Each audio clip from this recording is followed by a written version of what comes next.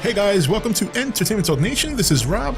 This video, we're going to do our review for the Godzilla game. Yes, the Godzilla game.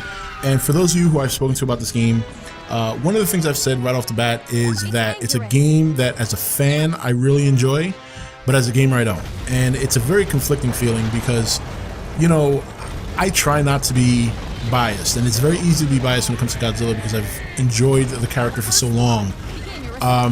This game, well, we'll start with the bad. Let's start with the bad. I think, obviously, this game was very, very much rushed at the time it came out. We first heard about it after the movie. Then, next you know, the game was released for the PS3 in Japan. Some people got it over here imported. And then, of course, a couple of weeks ago, it came out for the PS4 and digital for the PS3. So 1 year essentially, maybe a little bit more, for a game that nowadays, when you compare, games normally take a lot longer to create. The problem with this game is that first of all, everybody talks about the graphics. You know what? The graphics don't bother me. Could they be better? Of course. When we know what the PS4 is capable of, they could be way better. But I've played plenty of games, whether it's on Steam or buying an old game for the PS1, PS2 in the store. I played enough games to know that if the game is fun, I can get over the graphics. Okay, so while the graphics for a game that's $64 after tax should be much better, you know, some people it bothers them more than it bothers others. For me, the graphics were a little bit hurtful to watch, but I liked the graphics of the monsters themselves, much improved over other iterations of Godzilla games, and they could be better, but definitely much more realistic. But the environments were horrible. The physics on this game were despicable. It just really was unfortunate that you couldn't go beyond just the good graphics of the monsters and really give us a breathing, living city that could be destroyed, and not every building crumble the same way, have the same effect. I believe the effect they were going for was for a Toho movie, and I think they accomplished that to a certain extent. You know, if you look at an old Toho movie now, it looks pretty bad, and this is no exception. It looks bad. So they succeeded in that respect.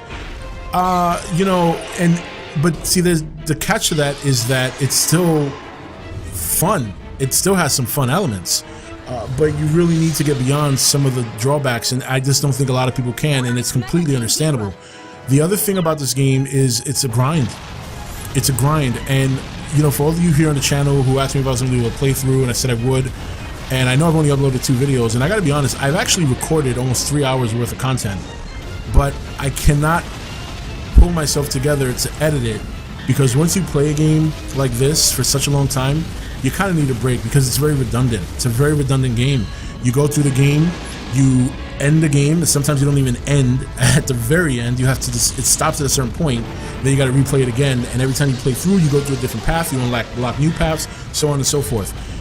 During this time, you might unlock, depending on what kind of monsters you face and defeat, you get certain cells and certain artifacts, or for lack of a better term, that can help you upgrade or unlock things. I think that part is great. I think the unlockables and the stuff that you can get to build up the monsters, fantastic idea. But they didn't find a better way to do it. They didn't find, you're basically doing the same thing all over again. And as much as I have fun when I do play, it has to be in small doses. I can't sit there for more than maybe 2 run-throughs of, and they're not long, don't get me wrong, it's not like it takes an hour to run through the game. You can run through the game pretty quickly, but even still, I can only tolerate 2 run-throughs before I'm like, okay, that's enough. So, you know, for those, there's a lot of people out there who love the game blindly, and I understand that. There's some people out there that are just fans, no matter what. Doesn't matter how bad something is, it can do no wrong in a fan's eyes. And then there's some people out there who, obviously, because the game does suck, it gives them a perfect opportunity to completely shit on the game, to the point that I think some people out there definitely want to rustle the jimmies of some fans. That's just how it is. To be fair, I think that this game had potential. It had potential, and you got to blame Namco. And you know, I said this last year during the live stream. I said, you know, if this game sucks, I don't want to hear anybody bitching about it. Well, a lot of people, there are some people who are bitching. There are some people who love it blindly, and that's fine and well. But this was kind of what I was afraid of, you know, when I heard about this game. and I knew I was going to give it a chance. Every time I saw the trailer, I'm like, God, you know, maybe those graphics will be better when it comes out, and they haven't. They haven't changed in the year that I've seen them. They're on the PS4 now, and it still hasn't changed. So I think Bandai Namco did a poor job. You know, last year I criticized them for basically asking America to, the words I used was pretty much beg. They wanted, you know, you're either going to release the game here or you're not, you know, and I said it before, there's a general consensus. You can do market research to know whether or not a game is going to succeed overseas. Well, you know what? The game would have succeeded over here if they made a better game. This game was fit to fail regardless. And it's unfortunate because as a fan, especially now with the 2014 movie and another movie coming out in 2018, it would have been really nice to finally get a good Godzilla game, especially for this generation.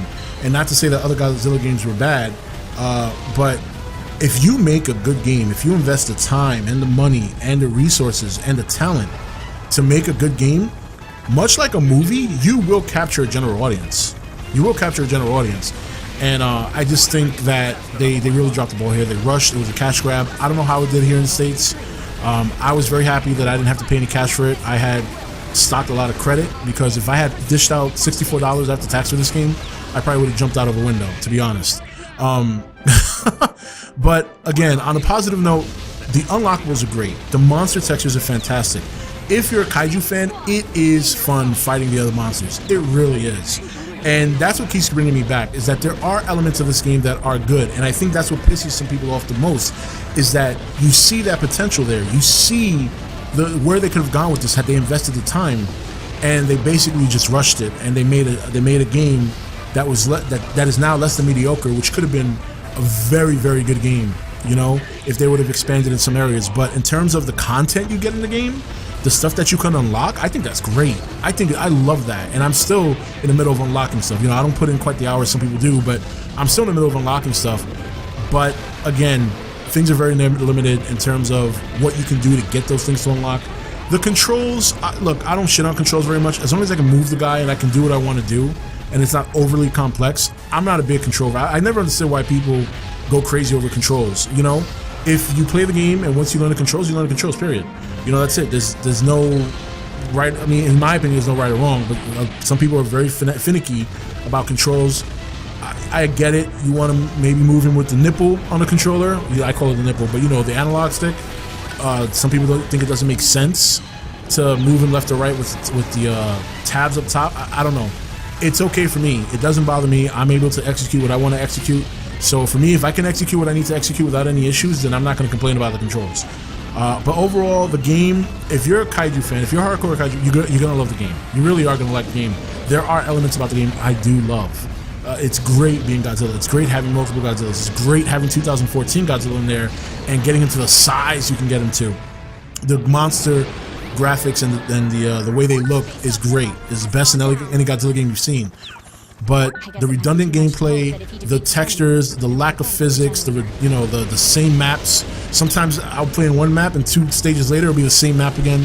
So the lack of creativity, the lack of presentation, and the graphics, I have to, as much as I don't really get crazy over graphics, I have to criticize the graphics because you make the monsters look so good, but you make the backgrounds and the cities look so shitty.